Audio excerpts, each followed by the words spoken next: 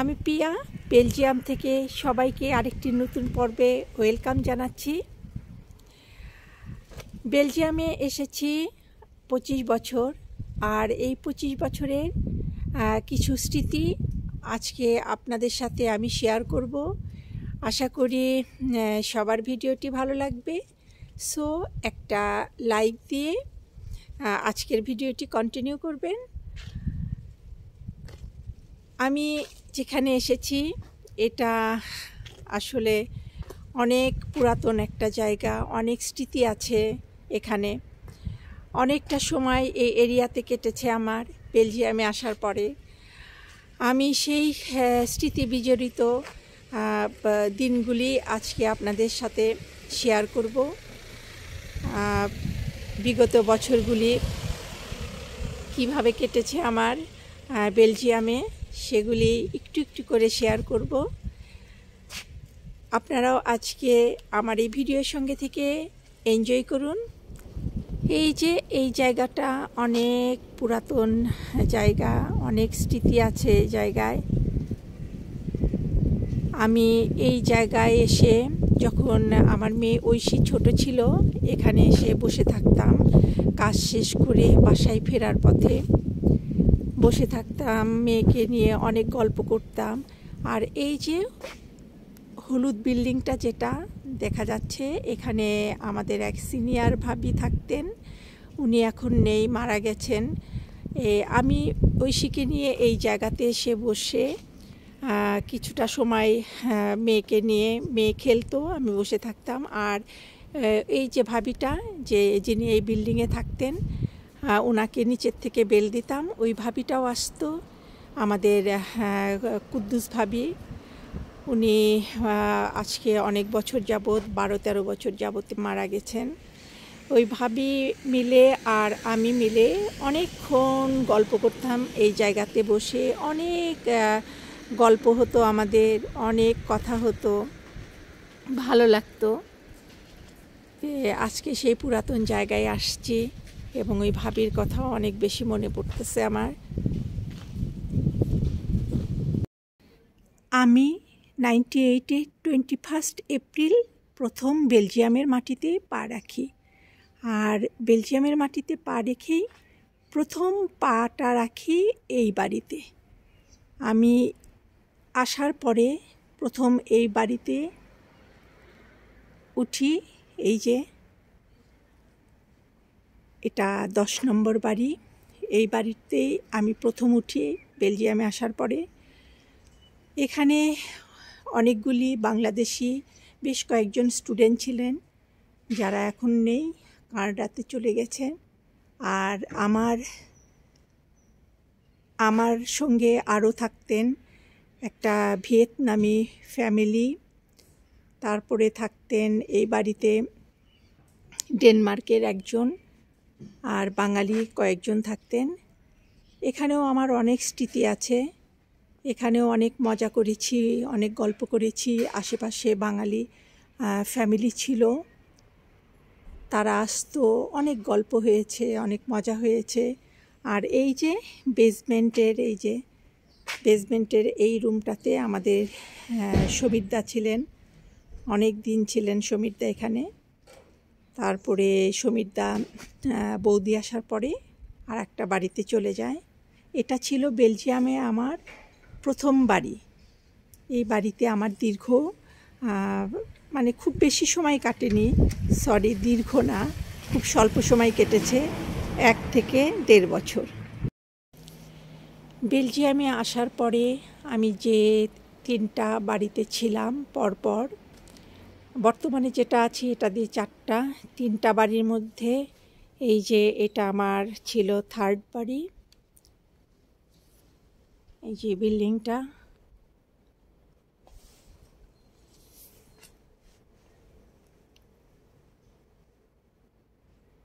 অনেক বড় বিল্ডিং, 4 তলা। এখানে আমার কেটেছে দীর্ঘ 13 বছর। এটার 4 তলাতে আমি ছিলাম।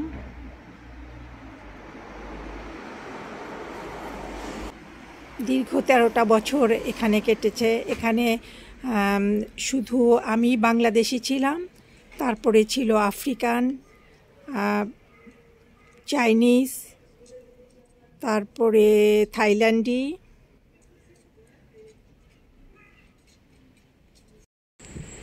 প্রথম বাড়িতে বেশ কিছুদিন থাকার পরে বাসাটা চেঞ্জ করে ফেললাম। চেঞ্জ করে এই যে চলে আসলাম এই বাড়িতে। এটা 1018, এই বাড়িতে চলে আসলাম। এটা অনেক বড় বাড়ি।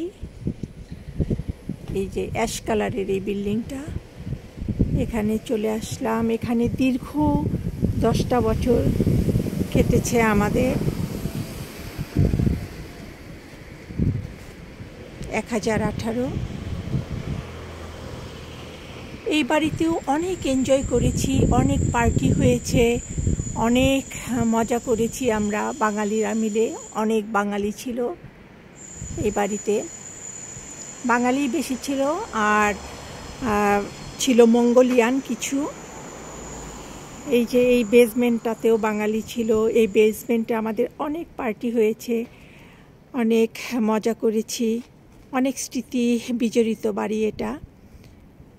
আর এই জায়গায় এই যে আমি থাকতাম এই দোতলাতে এই ব্যালকনিতে আমার মেয়ে ঐশী প্রায় দাঁড়িয়ে থাকতো।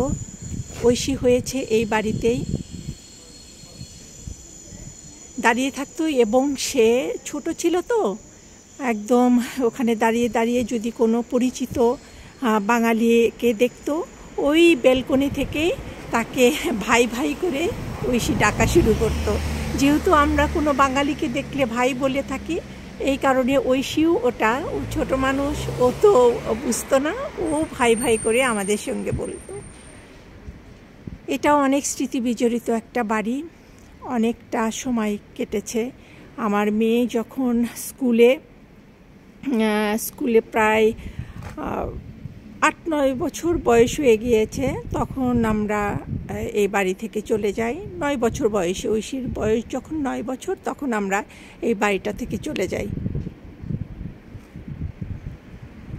এই বাড়িগুলি তো আর ভিতরে গিয়ে দেখানো সম্ভব না, এই কারণে বাইরে থেকেই একটু শেয়ার করছি। আমি প্রথম যে বাড়িতে উঠি সেই বাড়ির মালিক, যেটা আপনাদের সাথে একটু আগেই আমি দেখালাম, সেই বাড়ির মালিক আর এই বাড়ির মালিক সেম মালিক, বেলজিয়ান মালিক ছিল। এই মালিকটা আমি যখন আসি তখন তার বয়স ছিল 75 বছর বয়স ছিল তার, কিন্তু এই বয়সেও সে অনেক শক্ত সামর্থ্য ছিল, অনেক মানে অনেক কিছুই করতে পারতো। আমি তো দেখে অবাক হয়ে যেতাম যে কি করে সম্ভব এই 75 বছর বয়সে এসে। আমি দেখতাম অনেক কিছুই মনে পড়ে আমার, যে একটা ফ্রিজ সে একাই উঠিয়ে ফেলতো। আমি একদিন এটা দেখে খুবই অবাক হয়েছি, যেটা আমি কোনোদিনও ভুলবো না, যে বাংলাদেশের একটা 75 বছর বয়সের মানুষের যদি একটা ফ্রিজ তোলার কথা বলা যায়, এটা কোনোভাবেই সম্ভব না, কিন্তু এটা সম্ভব শুধু এদেশেই। এই যে এই বাড়ির মালিক আর আমার প্রথম বাড়ির মালিক সেম মালিক ছিলেন, বেলজিয়ান মালিক। এই ব্যালকনিটা দেখলে আমার অনেক স্মৃতি মনে পড়ে যায়, বিশেষ করে আমার মেয়ে, আর পাশে আর এক বাঙালি ফ্যামিলি ছিল, ওনারও ছেলে ছিল ঐশী, এবং ওরা খেলতো, অনেক মজা করে খেলতো।